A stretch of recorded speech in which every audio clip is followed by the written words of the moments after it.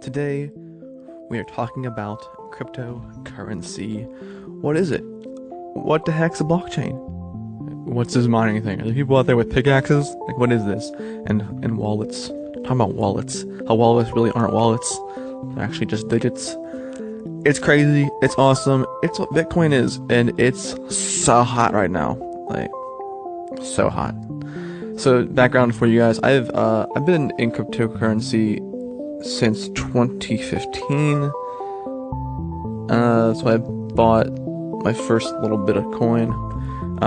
Before I bought any Bitcoin though, I spent a good 3 months learning as much as possible. I wanted to understand what was happening. So I wasn't going to put my money into something that was just going to tank or not work out. So I spent a very long time making sure I understood how cryptocurrency worked, specifically in relation to Bitcoin. Since then, I've had some Litecoin, and I currently have some Bitcoin. I have not many Bitcoin. Like, people, when you say I have Bitcoin, they think, "Oh, are you rich now?" And nah, I'm not rich at all. Not rich at all. But I have some Bitcoin. I have some Civic token, which is based off Ethereum. I am going to be buying more Civic here if the price keeps dropping. It's on sale, boys! It's on sale. I also think about buying some Amisa Go, which is cool. They have a really cool platform and application. And I also want to buy some Ethereum because Ethereum is going to not get any cheaper, in my opinion. Just, it's my opinion. But anyway, what is cryptocurrency? Cryptocurrency is a medium of exchange using cryptography to secure the transactions, to control the transactions and control the creation of new units. It uses cryptography. We talked about this in a previous episode, so if you don't know what I'm talking about, go to the episodes and find where it says cryptography. If you're listening to this on anything outside of Anchor, the Anchor app, just sort through all my stuff and find it there. If you're listening to this on Anchor, go to the episodes tab and scroll down until you find cryptography. Bitcoin was the first. It's not only the first cryptocurrency, it's the first decentralized cryptocurrency. There are other currencies before it that were close but did not quite work. It's interesting to know that. Since Bitcoin's, decentralized, creation in 2009, what is this? 2009, numerous others have been created, which are known as altcoins. These are freely called altcoins, and it's blending Bitcoin and alternative. Cryptocurrencies use decentralized control as opposed to centralized control. Banking systems and the Federal Reserve System and whatever country you're in system, they use centralized control. The decentralized control is related to the use of the blockchain's transaction database in a distributed ledger. So everybody has a copy of it, everybody uses it. Decentralized cryptocurrency is produced by the entire cryptocurrency system collectively, at a rate of which is defined by the system itself when it's created. Bitcoin is like every 10 minutes a new block, as it's called, gets added to the chain. In centralized banking and economic systems such as the Federal Reserve System, corporate boards or governments control the supply of currency by printing units of fiat money and demanding additions to the banking ledgers. This cannot happen in Bitcoin or cryptocurrencies in general. Most cryptocurrencies are designed to gradually decrease production of currency, placing an ultimate cap on the number of currency that will ever be in circulation. Compared with ordinary currencies held by financial institutions or kept as cash on hand, cryptocurrencies are less suitable to seizure by law enforcement. Existing cryptocurrencies are all pseudo-anonymous. This means that it's not 100% anonymous. If I know your wallet, I can see all the money you send out, all the money you get. It's kind of an issue sometimes with some people, but it's possible. Ways around that are just using multiple IDs and multiple wallets. That's the overview. Very basic stuff. We're going to get into the blockchain next, what it is. Because that's the most important thing. A lot of companies are using now the blockchain technology to build off of that and to make other apps.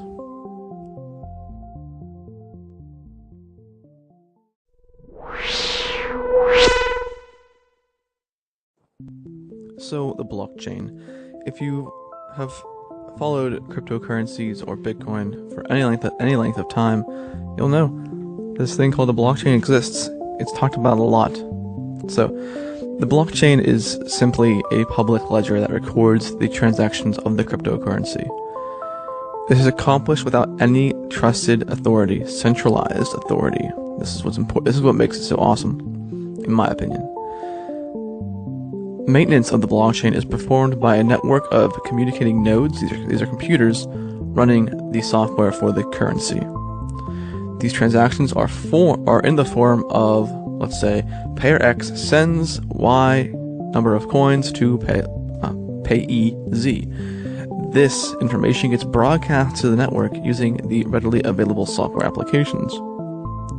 These network nodes can validate transactions, add them to their copy of the ledger, and then broadcast these ledger additions to the other computers using the software. The blockchain is a distributed database at its very, very core. To achieve independent verification of the chain of ownership and any and every need. What do I have? I don't know. I have written here. Verification of the ownership of any and every amount. Each of these computers stores its own copy of the blockchain. About 6 times per hour, a new group of accepted transactions, known as a block, is created and then added to the blockchain. And this is quickly published to other computers running this, called nodes. This allows the cryptocurrency software to determine when a particular coin amount has been spent, which is necessary in order to prevent this double spending in an environment without central oversight. This is something that Bitcoin solved that wasn't solvable for a while. Other magic internet monies that existed before Bitcoin couldn't solve this double spend problem, and Bitcoin was able to do that with this public ledger, this decentralized, everybody can see everything, just your name's not on it kind of deal.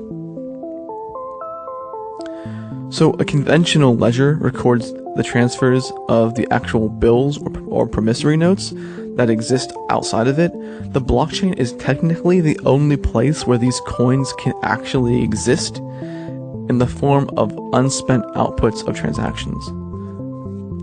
So, when I say I have X number of coins, I'm not physically holding these coins. These coins aren't physically in my phone. They aren't represented in my phone as ones and zeros.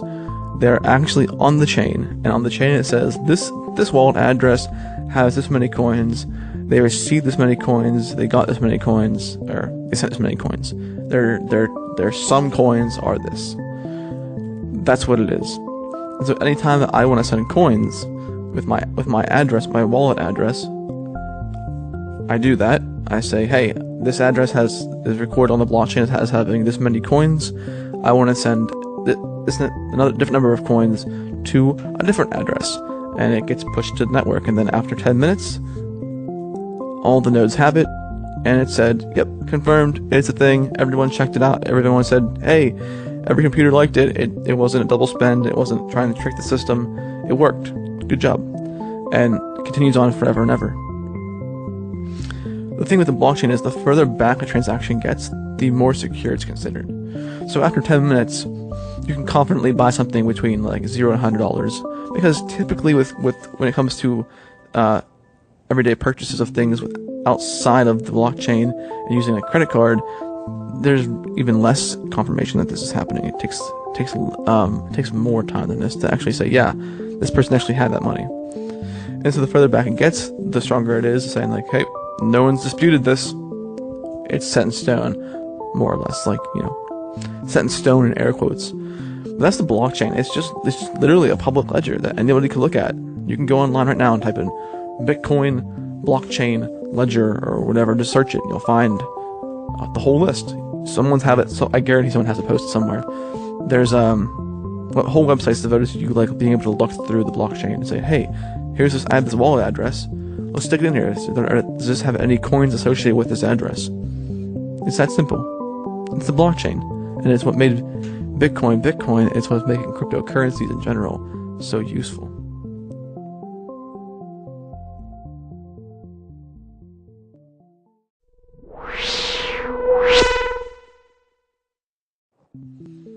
So, what is this mining thing that we keep hearing about?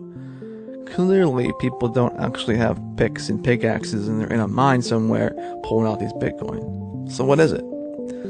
Mining is, at a simple level, is a record-keeping service.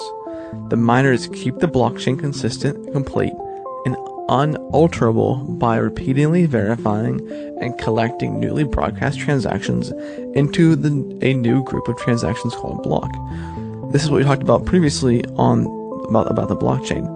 I say I want to send coin, I put it onto the network, and these miners do the work to make sure that this is legit, all good to go. Each block contains a cryptographic hash, which we talked about previously. So go check out those episodes if you want to know what that means. They take this cryptographic hash of the previous block. It's using a SHA-256 hashing algorithm, which links it to the previous block, thus giving its name, the blockchain, the chain of blocks. However, that's what miners do. They take these and they do the work to try and decrypt this. Or we're not gonna get into that too deeply, but that's kind of what they do. In order to be accepted by the rest of the network, a new block must contain a so-called proof of work. I don't remember if we mentioned this in the cryptography podcast we did, but this is one of the things that it's used for, and this is how it's being used in Bitcoin. The proof of work requires miners to find a number called a nonce, such that when the block content is hashed along with the nonce, the result is numerically smaller than the network's difficulty target. This proof is easy for any node on the network to verify, which is super important, but extremely time-consuming to generate. As a secure cryptographic hash, miners must try many different nonce values before meeting the difficulty requirement. This is what's important. So that you need to be able to check it very quickly, because I want to spend these Bitcoins. The network's going to be like, yep, it's all good. It exists. It's on the chain. Verified. But in order to make these blocks reality, so if I spend this, now this is a new block. In order to make that block an actual block of the blockchain, the miners have to do the very hard work to find this special numeric value called the nonce. Every 2016 blocks, which is about 14 days, the difficulty target is adjusted based on the network's recent performance. So this how has basically, in 14 days, if there's more people on the network doing mining, it gets harder to do the work because there's more people out there. If half of the network goes away mining, it gets half as easy. This is to keep it within a relatively short period of time. The aim is to keep the average time between new blocks at 10 minutes. In this way, the system automatically adapts the total amount of mining power on the network. The proof of work system, alongside the chaining of the blocks, makes modifications of the blockchains extremely hard. As an attacker, must modify all subsequent blocks in order to modify transactions of the block being accepted. This is what makes it so secure. This is why it hasn't broke yet. I'm gonna finish my note here, and I'm gonna get into this a little bit more. As new blocks are mined all the time, the difficulty of modifying a block increases as time passes, and the number of subsequent blocks, known as confirmations, increases.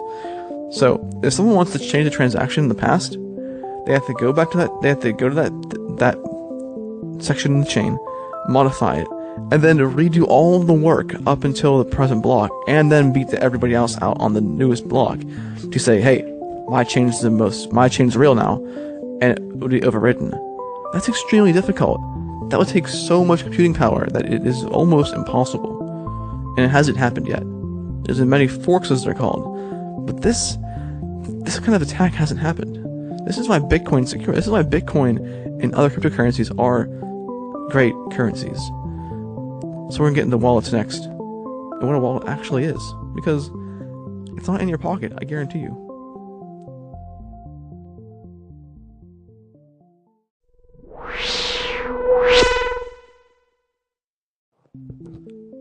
So wallets. What the heck are these things? A wallet stores the information necessary to transact the cryptocurrency that you're using. While wallets are often described as a place to hold or store your cryptocurrency, this is not necessarily true. Due to the nature of the system, the cryptocurrency is inseparable from the blockchain ledger. So, a better way to describe a wallet is something that stores the digital credentials to your coin on the ledger. This allows you to access and spend or receive. Well, you don't need it to receive it, but they're one and the same. But these cryptocurrencies,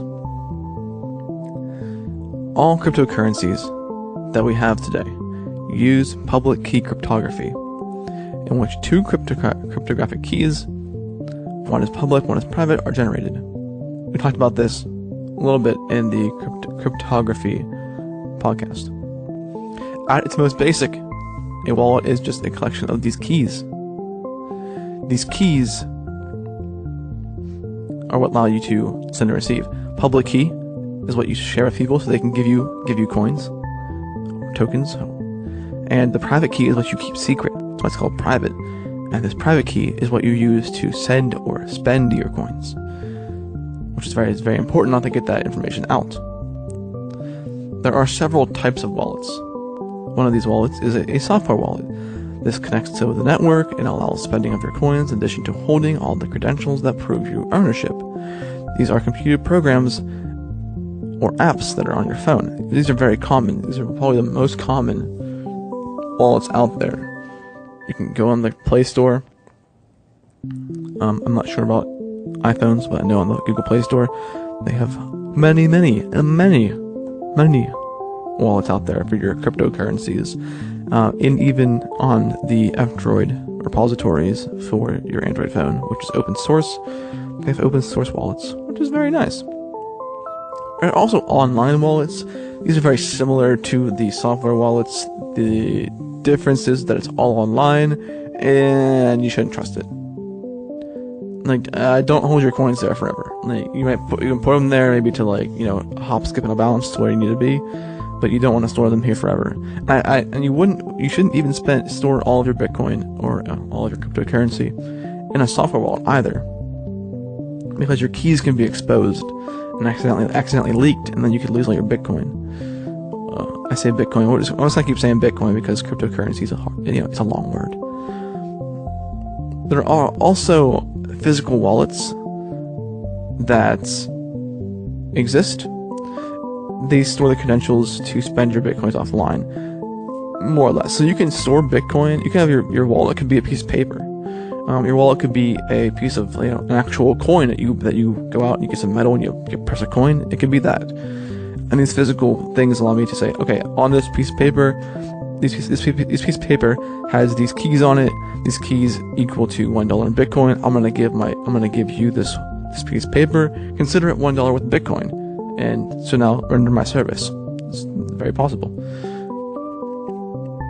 However, my favorite wallet, and one I recommend everybody getting if they're going to have any significant amount of coinage in any cryptocurrency, is a hardware wallet. This keeps all of your credentials, all of your keys offline while facilitating these transactions. This is super important. And it's considered to be the most secure way of storing your cryptocurrency. You do not want to store $100,000 of Bitcoin on a phone or online or on an exchange because someone's going to steal it. Because you cannot be that secure. Let the hardware do it for you. The hardware wallet is your friend. The hardware wallet will not leak your keys if done correctly. Two wallets I recommend. Ledger Wallet, I have one of those for my Bitcoin, and I just bought a Trezor wallet that I'm going to try out and use for my altcoins. They're the two most common, two most popular, and they are, I know that Trezor is open source, I think they both are, so people can check the code and make sure that it's not going to leak your keys. Thanks for listening, guys. I appreciate it. If you have any questions about cryptocurrency or Bitcoin, please call in if you're on Anchor. If you're somewhere else, hit me up on Twitter and I'll answer your questions. Love talking to you guys. Until next time.